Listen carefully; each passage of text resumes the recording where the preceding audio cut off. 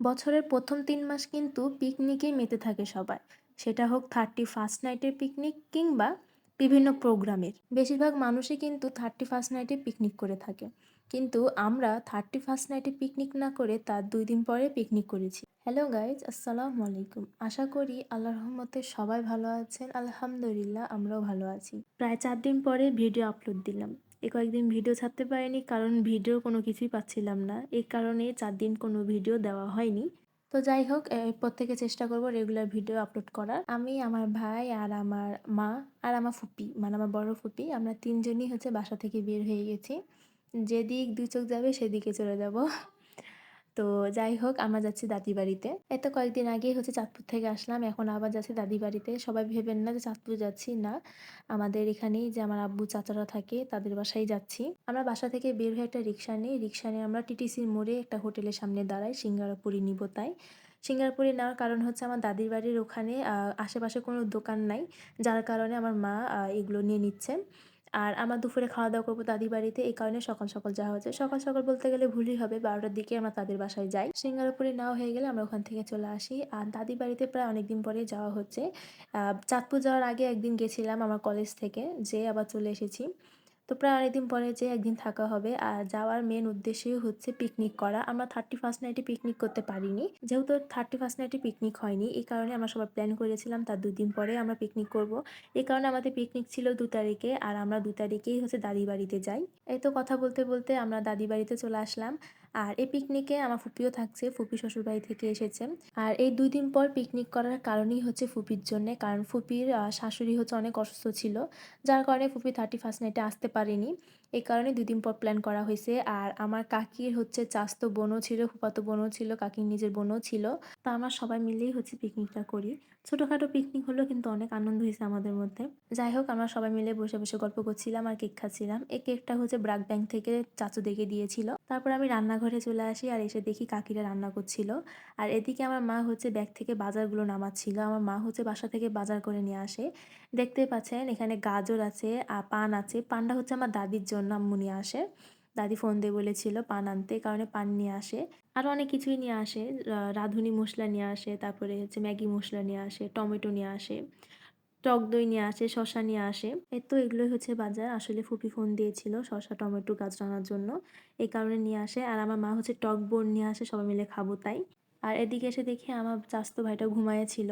সে অনেকদিন থেকেই অসুস্থ। তো তার জ্বর, ঠান্ডা কয়েকদিন পর পরই লেগে থাকে। তো দোয়া করি সে সুস্থ হয়ে যাক তাড়াতাড়ি। আমি ওখান থেকে চলে আসি রান্নাঘরে। আর রান্নাঘরে এসে দেখি পিকনিকের বাজারও চলে আসে। তো আমাদের পিকনিকে আজকে আইটেম থাকছে শুধু বিরিয়ানি। তারপরে আমরা ছাদে চলে যাই। আমরা বলতে গেলে কাকির ২ বোন, আমি আর এই যে পিচ্চি আমার চাচাতো বোন। তো সে ছাদে যেয়ে নাচছিল গান ছেড়ে। তো আমাকে বলছিল তুমি আমার ভিডিও করো, আমিও ব্লগ করব। সে প্রায় সময় ফোনে ভিডিও করে আর মানে আমাদের মতন কথা বলে। আমরা প্রায় অনেকক্ষণই হচ্ছে ছাদে ছিলাম। তো ছাদ থেকে নেমে এসে আমরা দুপুরে খাওয়া-দাওয়াটাও করে নিই। তো দুপুরে খাওয়া-দাওয়া দেখতে পাচ্ছেন কী, কী রান্না করেছে। মাছ করা হইছে, সবজি করা হইছে। তো দুপুরে খাওয়া-দাওয়ার জন্য এগুলাই। আর রাত্রে তো বিরিয়ানি হবেই। আর দুপুরে খাওয়া-দাওয়া করার পরে আমাদের একটা প্ল্যান ছিল। সেটা হচ্ছে আমরা সব মেয়েরা শাড়ি পরবো। সব মেয়ে বলতে গেলে ভুল হবে। আমি, ২ ফুপি, তারপরে হচ্ছে যে কাকির ৩ বোন, তারপরে আমার পিচ্চি বোন। তো আমার আরেকটা ফুপিও গেছিল, সেটা আপনাদেরকে বলতে ভুলে গেছি। আমাদের শাড়ি পরতে, পরতে এতটাই লেট হয়ে গেছিল যে সূর্য ডুবে গেছিল। তো আমরা কিছু পিকচার তুলতে পেরেছি। যেহেতু সূর্য ডুবে গেলে কিন্তু আলো থাকে না, পিকচার অত ভালো হয় না। সন্ধ্যার সময় আমরা ছাদ থেকে নেমে আসি। আর নেমে এসে আমরা শাড়ি চেঞ্জ করে সবাই মিলে বসে গল্প করছিলাম। আর এদিকে হচ্ছে কাকি গরুর মাংসটা চাপাই দিয়েছিল। আর এটা হচ্ছে রং চা। আমাদের সন্ধ্যার নাস্তা হচ্ছে শুধু রং চা। তো এদিকে আমার কাকির চাচাতো বোন হচ্ছে প্রত্যেকটা কাপে চিনি ঢালছিল। যেহেতু আমার দাদিও ডায়াবেটিসের মানুষ আর আমার আম্মুও ডায়াবেটিক্সের মানুষ। এই কারণে হচ্ছে চিনি চায়ের সাথে দেওয়া হয় না, এক্সট্রা করে দেওয়া হয়। তারপর আমরা সবাই মিলে বসে চা খাচ্ছিলাম আর গল্প করছিলাম। আর এদিকে আমার চাচাতো বোন আর আমার ভাই হচ্ছে দুষ্টুমি করছিল। আর এই যে আমার ছোট ভাইটা, সে হচ্ছে অনেকই অসুস্থ। তার মা ছাড়া কারো কোলেই যাচ্ছিল না। তবুও আমরা মাঝে মধ্যে একটু, একটু নিচ্ছিলাম। আবার কান্নাকাটি করে তার মার কাছে চলে যাচ্ছিল। এই যে এদিকে আমার আম্মুরা হচ্ছে রান্নাবান্নাও চাপাই দিয়েছিল। এদিকে আমার আম্মু জিরা বেটে নিচ্ছিল। আর আজকে রান্নাটা আম্মুই করবে। তো এই তো এদিকে আমার আম্মুরা হচ্ছে গরুর মাংস এক্সট্রা করে রান্না করছিল আম্মুর জন্যে আর দাদির জন্য। তো এর আগে একটা ভিডিওতে আমি বলছিলাম যে আমার আম্মু বিরিয়ানি, পোলাও এসব খেতে পারে না। আমার দাদিও খেতে পারে না, যার কারণে তাদের জন্য এক্সট্রা করে গরুর মাংস রান্না করা হয়েছে। এই যে এটা হচ্ছে আমাদের বিরিয়ানি, আর এদিকে হচ্ছে পোলাও ছিল, পোলাও রান্না করা হয়েছে একটু। এদিকে আমার আম্মু হচ্ছে বিরিয়ানিগুলো বেড়ে নিচ্ছিল, আমাদের খাওয়ার সময় হয়ে গেছিলো। আমাদের খেতে খেতে প্রায় 11:30 বেজে গেছিলো। আমার চাচাতো ভাই যেহেতু অসুস্থ বললামই, তো তাকে নিয়ে আমার কাকি হচ্ছে ডাক্তারের কাছে গেছিলো 10টার দিকে কিংবা 9:30টার দিকে। আর আমরা অনেকদিন পরে সবাই একসাথে হয়েছি, যার কারণে গল্প করতে করতে কোন দিক দিয়ে যে টাইম পার হয়েছে আমরা কেউ বুঝতেও পারিনি।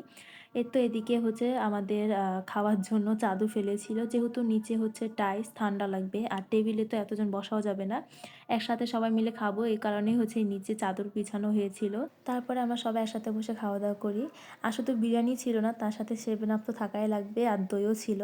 তো আরেকটা কথা হচ্ছে যে আমিও আমার মার মতন বিরিয়ানি বেশি খেতে পারি না, বিরিয়ানি বা পোলাও, কিন্তু বিরিয়ানিটা অনেক মজা হয়েছে। তো যাই হোক, যতটুকু খেতে পেরেছি আলহামদুলিল্লাহ। আর এই যে এতগুলো বিছানা দেখতে পাচ্ছেন, এগুলো আমাদের জন্য, আমাদের শোয়ার জায়গা নিচে, যেহেতু আমরা সবাই মিলে গল্প করব এই কারণে আমাদেরকে নিচেই ঘুমাতে দিছে। নিচে ঘুমাতে দিতে না, আসলে জায়গা ছিল না, তাই 5তলাতে আমার চাচুর বন্ধুরা ছিল। দাদিরা যেহেতু 4তলা, 5তলা, 6তলা নিয়ে থাকে, আর 6তলাতে কোনো রুম নাই, ছাদ, যার কারণে 6তলাতে অবশ্যই শোয়া যাবে না। এই কারণে 4তলার ডাইনিংয়ে আমরা উপর নিচ করে বিছানা করে ঘুমাই। আর 2টা রুমে, একটা রুমে কাকি, চাচ্চু, আর আরেকটা রুমে আমার আম্মু, বড় ফুপি আর আমার ভাই। তো যাই হোক, আমাদের ঘুম ঠিক মতন হয়নি, কারণ আমরা বাকি অর্ধেক রাতই হচ্ছে গল্প করে কাটাইছি। আর কিছুক্ষণের জন্য ঘুমাইছে, আবার সকালে ঘুম থেকে তুলেও দিয়েছে। তো আমরা ঘুম থেকে উঠে হচ্ছে বিছানাগুলো তুলে ফেলি সব, ওই ভিডিও আপনাদের মাঝে দেওয়া হয়নি। তো এই যে আমাদের জন্য চাও করা হয়েছিল, নাস্তা করা হয়েছে, তো আমরা সবাই মিলে উঠে বিছানা গুছিয়ে ফ্রেশ হয়ে আমরা নাস্তা করে নিই। তারপরে এদিকে আমার আম্মুরা দুপুরে রান্নাও করে নেয়। তো আমরা বিকালেই চলে এসেছি বাসায়, আমরা থাকিনি। এর তো আমাদের দুপুরে রান্নাবান্না কমপ্লিট, আমাদের দুপুরে খাওয়া দাওয়া কমপ্লিট হয়ে যায়। আর দুপুরে খাওয়া দাওয়ার পরে হচ্ছে আমার কাকি আমার চাচাতো ভাইটাকে নিয়ে মেডিকেলে যায়, মেডিকেলে ভর্তি হবে। আমার ভাইয়ের অবস্থাটা একদমই খারাপ ছিল, তার পেট খারাপও হয়ে গেছিলো, তারপরে জ্বর, ঠান্ডা, বমি, এই কারণে তাকে আমরা বলেছি যে মেডিকেলে নিয়ে যেয়ে ভর্তি করাতে। অবশ্যই ভর্তি করানো লাগবে, কারণ পিচ্চির যে অবস্থা ডাক্তাররা দেখলেই বলবে মেডিকেলে ভর্তি করানোর জন্য। তো কাকিরা মেডিকেলে যাওয়ার কিছুক্ষণ পরে আমরাও ওখান থেকে বের হয়ে চলে আসি। তো বাসাটা একদমই ফাঁকা, শুধু ফুপি, দাদি আছে। তো আমরাও বাসায় চলে আসি। আর এই যে আমার বড় ফুপি দেখতে পাচ্ছেন, সে ব্যাগ একটা কাঁধে নিয়েছে আর একটা হাতে নিয়েছে, সে তো পাগল হয়ে গেছে আসার জন্য। ভিডিও ভালো লেগে থাকলে অবশ্যই লাইক কমেন্ট করবেন। সবাই ভালো থাকবেন, সুস্থ থাকবেন। আল্লাহ হাফিজ, দেখা হবে নেক্সট ভিডিওতে। টাটা।